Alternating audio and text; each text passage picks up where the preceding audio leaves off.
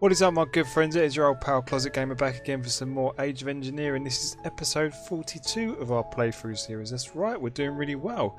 I've been busy. I've been putting lots of recipes in my interface terminals. So I've got lots of bits and pieces going on here now. If we go downstairs and let's have a quick butcher's, that's what's going on down here. So I've tidied all this up. I've used some conduit facades and some fascias and things to make this look a bit neater. I've put some more machines down here, so I've got an alloy smelter that is set to furnace mode only, and that's got an ME interface coming in this side. That's basically for things that we want to smelt that are sort of outside of the input from our void miners. So if you remember, our void miners are coming here to this ender chest, and then they're going through here. This is like our sort of holding chest, and they're getting distributed to all manner of machines for either macerating, sag milling, or smelting, or straight through the system and then into our ME storage network. And then I've got these other machines, metal formers and such things, alloy smelters, extractors and stuff going on. I've fixed up my steel as well, so these guys are running steel. If we go slightly just behind here, oh shit, shouldn't have done that. Let's put that back. If we go, actually, let me whiz through the wall. Can I whiz through the wall? So here we are behind our blast furnaces. What I've got here is a compressor that is constantly cycling, I should say, universal fluid cells and giving these compressed air. And then on the other side of this, what I've got is just a storage bus that is set to a higher priority than anywhere else, and it's storing a constant supply of steel, so that will get up to a certain level. And then stop producing steel, and then as soon as we take some, it will start producing it again. I've just been leaving that running, and it seems as though I've got quite a bit of steel coming through the system. I'm not quite sure in the future whether I'm going to need to ramp this up or probably get an arc furnace, but we'll see about that when we come to it. I'm not too fussed about it at this point because the arc furnace itself is pretty quick, and I'll probably set up maybe 3 or 4 of them if I need to. So you'll notice that I've chopped this up. So we're going to be covering a little bit of integrated dynamics today. I've been mucking about with it because what my problem is, and it's probably not a massive problem, is that whenever I want to get Fluix crystals, I have to come down here and switch this on. And I'm a bit lazy and I don't like doing that kind of thing. So what my plan is today is to muck about with some integrated dynamics to make it so that we can detect the presence of the seeds. So it would be quite easy if it was a block, because we could just use one of these guys, a block reader, and we could set it to detect whether a block was there. But the trouble is with this, in this current setup, all it detects is water, and that's not good. Because we want to detect the presence of seeds, don't we? So what we need to use is this thing called an entity reader. And I'll set this up very soon, but first I've got to make a little bit of infrastructure because we've not mucked about with integrated dynamics yet. So integrated dynamics revolves around mineral, and mineral comes from mineral trees, and I've got a couple that I planted outside over here. So that's pretty good. They're sort of growing. I'm not sure how much of this stuff I'm going to need, but I planted a couple of trees anyway. Now, if you look in the mod directory, what you've got is loads of other bits and pieces. But the first things that you want to probably start off with, if you're not doing any other mods, is the squeezer and the drying basin. So the idea is you get a mineral log, you set down the squeezer. The squeezer's got these 2 little channels. I don't know if you can see that. 2 little channels, and you jump on top of it, and it pumps out mineral resin. Okay, but we don't really need to do that because we've got this guy here, this squeezer. So all we need to do is come over to our inventory, type in mineral, because I've got some, grab those out of there, and then all we need to do is go to our squeezer, bash those in there like that. That's going to make us mineral resin. Then I'm going to pump it into this fluid tank here. Then all I need to do is get a drying basin, one of these guys, and then pop that on the top right there like that, and then set this guy so that he's pumping upwards like that, and he will start making these resin blocks for us. So obviously I need to get that out of there, so all I'm going to do is get a chest and some conduit. So let's grab one of these chests, and I've got some conduit on me. and then we can just pump that straight back out into this chest. And that will be dozy dough. So let's set that from there. Extract always active. Let's disable this one. And let's set this one to in. And then that should automate that process for us. Yes, it is. It's doing it already. So I'm going to need quite a few of these because what I need to make today for my little automated setup is an entity reader. So let's look at the recipe for this guy. So it's some pork chops, got some of those.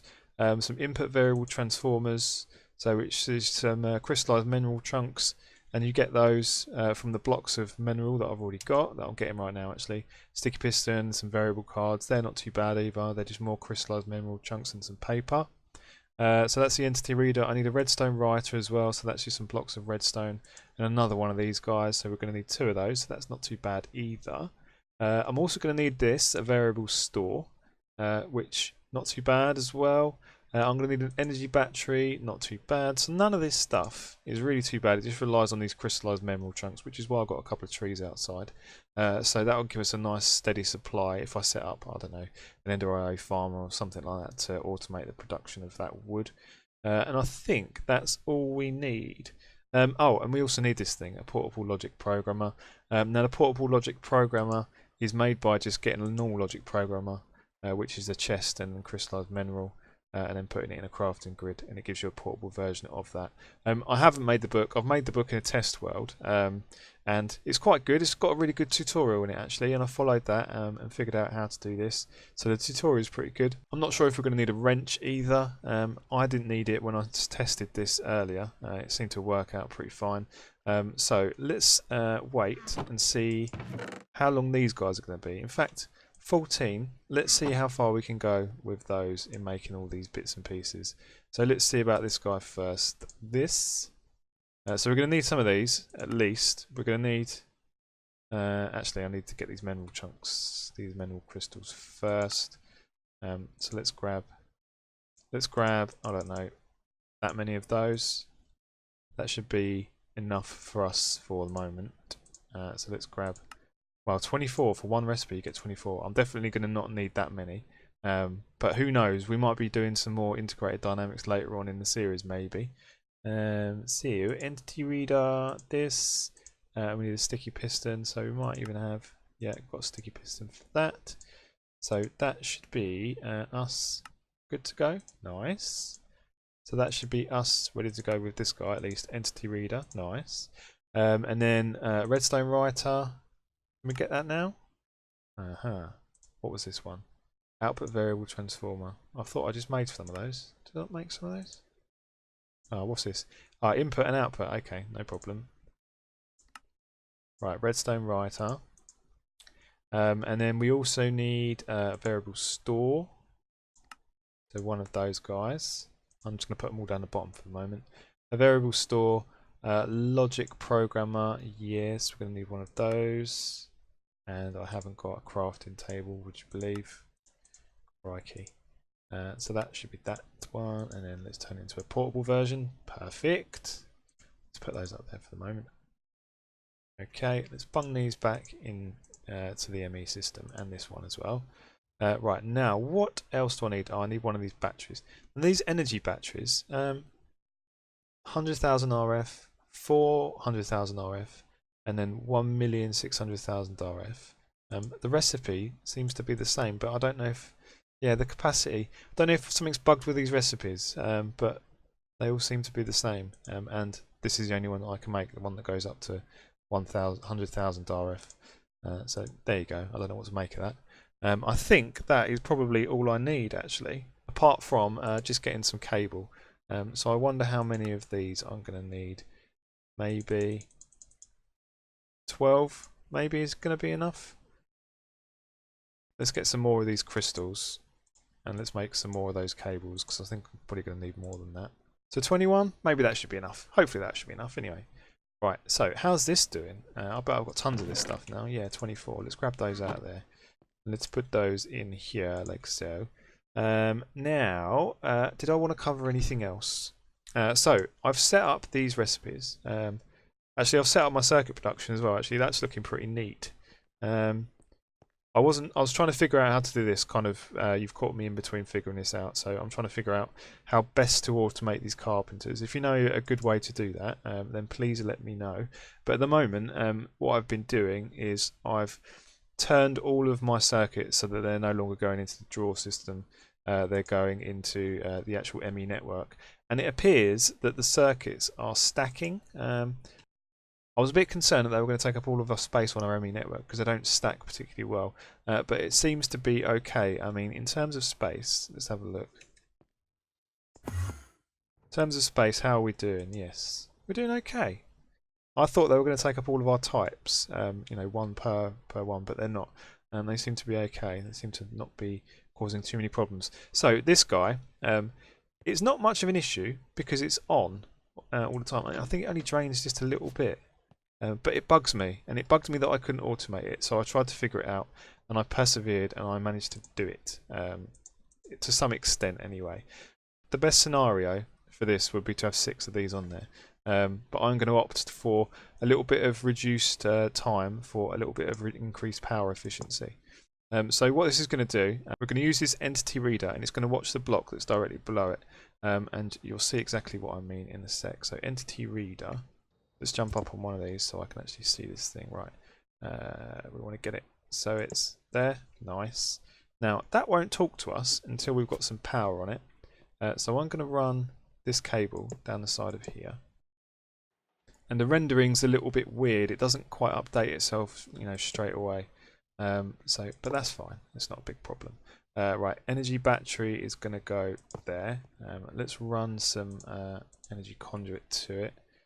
We could probably run it from here. So into there, and that should start filling up with RF. So that should basically put this online now. This guy here is online. Excellent. Right. Okay. Now, if we come in here and we get some of our fluic seeds, they should start firing into the water chamber below that. Now, this guy will detect that those are there. So you can see that it says that it's detected an entity and it's fluic seeds. Now, the problem is if we just set this thing to detect only fluic seeds, then when we put in the other seeds, so there's other types of seeds, isn't there, that you want to detect. So you want to detect certus quartz seeds as well, and never quartz seeds, and fluic seeds. So what this is going to do, when we put one of these on there, it's going to detect an entity. And we want it to detect any entity. So I tried quite hard to actually get it to detect just fluic seeds, and I managed to do it. But then I thought to myself, actually, I'm going to need to accelerate the growth of never quartz seeds and certus quartz seeds and fluic seeds. So why don't we just get it so it detects any entity? So doing it this way will actually detect any entity that's in there. So what we need to do, we're not there yet. What we need to do is we need to get this round here. And we need to get rid of this. And what we want to do is we want to put our redstone writer on this block here. There.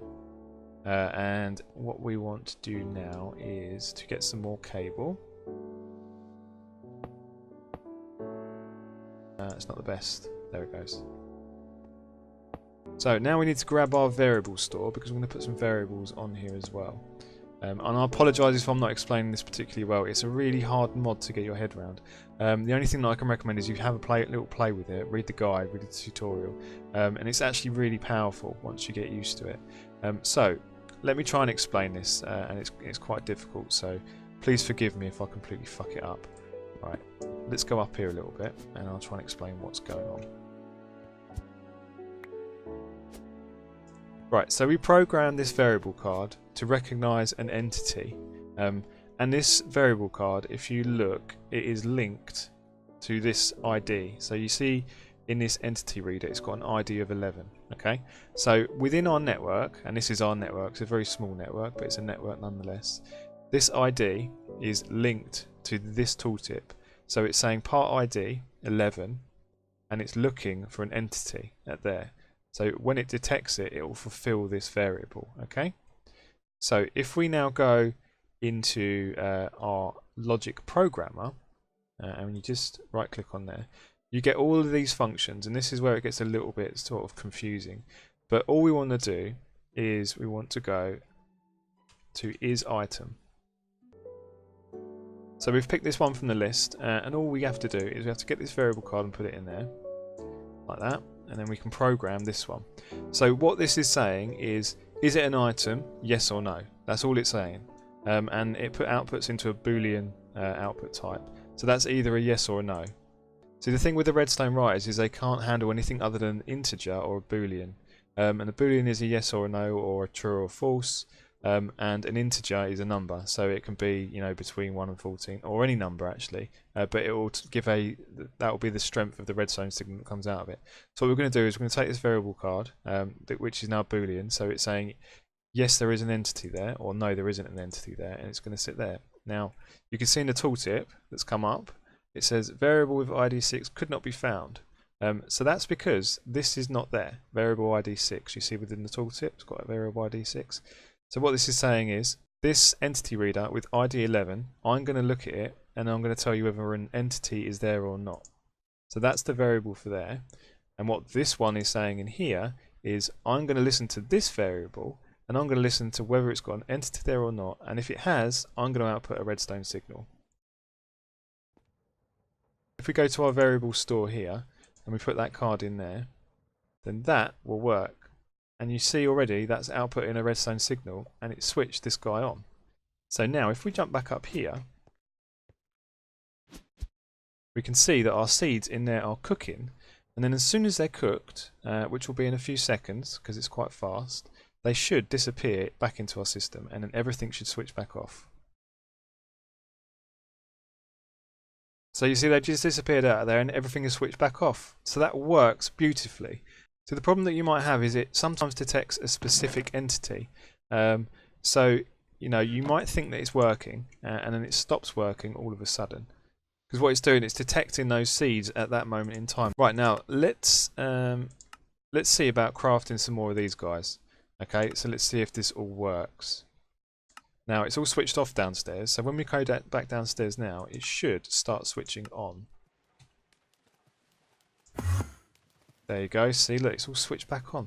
This is fantastic. I'm really pleased with that. Now, one other thing that I just wanted to point out before we do go forward onto the next bit is what you can do is you can get it to recognise that specific type of block if you really want to, and you do that using a materializer. So the materializer, you capture that entity by reading it with the entity reader, and then you put it through the materializer, and that will give it a specific name. So you can do it that way if you want. And if you're really interested, what I can do is a bit more of a spotlight on integrated dynamics, because I think it's quite good. There's been a couple of spotlights and they're really hard to follow. And I'm not dissing anyone, because the actual mod itself is very complicated and it's a very difficult topic to explain. So you know, no disrespect there, but I think there's probably some more specific use cases that you could do to make things a bit simpler. So I might cover some of those, but not at the moment anyway, because I'm busy doing this. So just do one final check. Those seeds, once that goes, they should switch off. Nice. How lovely. Right, so thanks to Falling Off the Grid, and thanks to Liquid Clone for all your tips and advice through what has been a very traumatic period of research for me. I appreciate all your help, chaps. Thank you very much. Right, so the next thing that I want to start working on is, well, recognising the fact that we are now sort of on the verge of maybe moving into age 11. So we need to get some of this stuff. We need to get all the bits that we need for this. So I've been looking at these recipes and it fills me with dread, and also in equal measure some despair as well.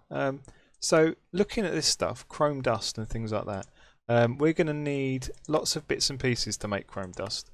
I think you make them in like an industrial electrolyzer. I'm not sure. I think that's the way that you do it.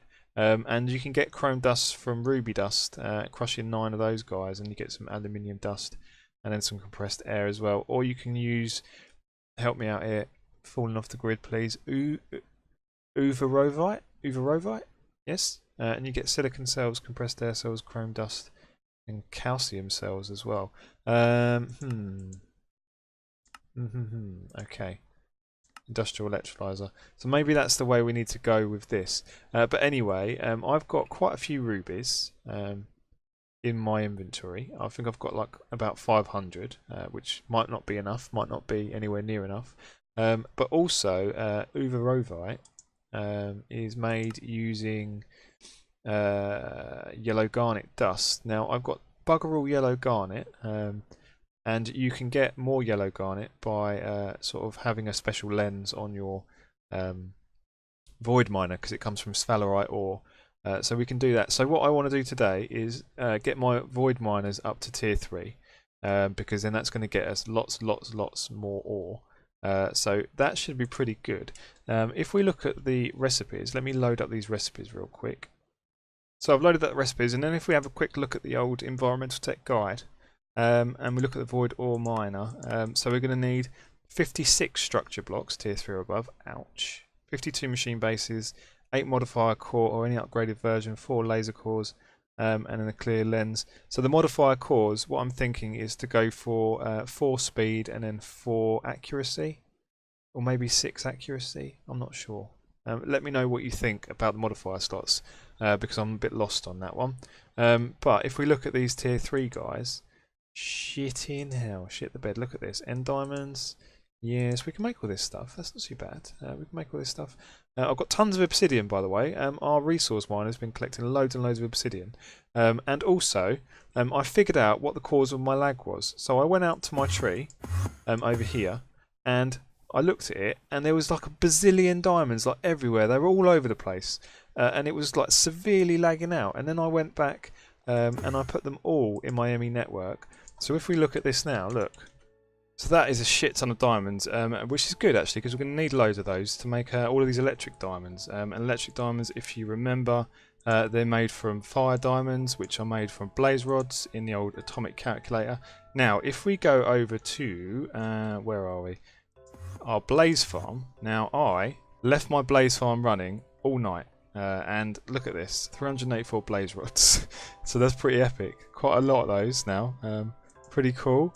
So maybe we'll grab like a couple of stacks of these, and then we'll grab like a stack of these guys, these diamonds, and then we'll get we'll chuck those ones back actually, and then we'll get our atomic flawless calculator, not our atomic flawless calculator, our flawless calculator, and we'll go into dynamic crafting mode. Dynamic crafting mode, is it? This one, and then we'll put that there, and then those there. That'll give us 64 fire diamonds. Now let's go up to Captain Jack's crow's nest. Let's bang these guys in there where we've got 6.1 million RF. So the old lightning strikes must have been pretty frequent during the night. That's pretty good. Right, I will. What do I need to do? So tier 3 void miner. It's going to take some of these, so all of those guys. We've got loads of those. We've got loads of ender pearls. We can make those, no problemo. And then these tier 2 ones is going to take, oh god, look at all this shit. Lots and lots of diamond, turns out. But that's okay, because I've got quite a bit of diamond as well. Right, I am going to make some of this stuff off cam. And actually, what I've got is quite a lot of the old triple compressed cobblestone. Which one's this? So the double compressed, I've got 17k. And the triple compressed, I've got 18k. No, 1800, sorry, I should say. And the quadruple, I've got 209. So this has been running for quite some time, probably since, I don't know, episode 20. So that's been going for ages and ages and ages. So we should be pretty good to go with these void miners, I think. If we just look at maybe, I don't know, the structure block tier 3, so we're going to do 54 of these. So more end pearls, hardened stone. More diamonds, vibrant alloys, no problems with any of that stuff, I don't think. So I'm going to make all the bits that I need for at least one of these guys, if I can, maybe 2. And then I'll come back once I've got all of the bits and pieces that I need to set this guy up. Right, a bit of a mid-crafting update for you, because I've just ordered 224 vibrant alloys. These things are going to take a bloody age to create, aren't they? Jesus Christ. So I might just go to bed and leave this running overnight. So what I've done is I've dismantled these guys out here. They're fine. So I've managed to salvage all of the tier 1 blocks. I've made the extra 4 void miner tier 1s that I needed. I've collected my electric diamonds from here, so I'm going to carry on crafting off cam and I'll be back in a sec, hopefully with all the bits that I need. Okay my friends, we are back, and after a gargantuan crafting expedition where I had to set up another couple of resonators because the amount of stone burn is just freaking ridiculous. And so these are sort of charging through it. Turns out grid power, we've got 116 now, which is pretty good. So we've got these crafted. I've got all the bits that I need. I've got my void miner tier 3s. Now let's quickly check something because I need to know how high to make these guys. So let's look here, and this is a tier 3, so it is 6 blocks tall. If that's correct, I think 6 blocks tall. Yes. Now what I've got here is a couple of lenses. I've got a green lens and a red lens. So the red lens is going to get us rubies. So if we look at this clear lens and hit U while I'm mousing over it, then we can look at what this is going to give us in terms of ruby ore. So ruby ore on page 8 will give us an 8.61% chance, and then with the accuracy modifiers, I'm not quite sure what they give us, but I've got 4 accuracy, 4 speed, so that should be okay. In terms of power, I'm not quite sure what these guys are going to start draining. I know it just said it in the manual actually. So it's going to cost 8. So it's going to cost 80,000 RF per duration. Ah, it's less energy cost. That's good. I thought it was going to be more. But hang on a minute. Duration 300 ticks, 400 ticks. So it goes slightly faster and costs a lot less. So that should be pretty good. So what we need to do is build this thing about 6 blocks high. So if we go 1, 2. Nice. Now I should just be able to hit this with my wrench and it should build itself, hopefully. If I click it enough times. Yes, look at this. Just holding down click actually. I don't need to click it a million times.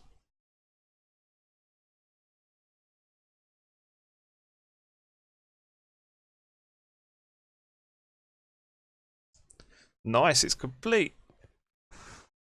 My god, look at the size of this thing. It's absolutely freaking huge. So that's accuracy, accuracy, accuracy, accuracy.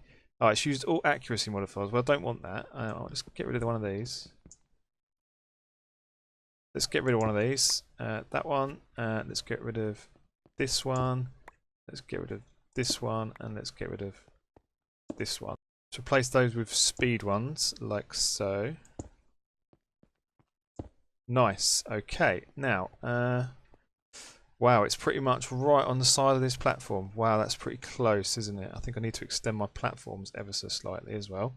But that's fine. We'll get rid of this. Right, so piping in off cam. Right, that should be getting some stuff now, hopefully. We can look in here. Let's go over to our house.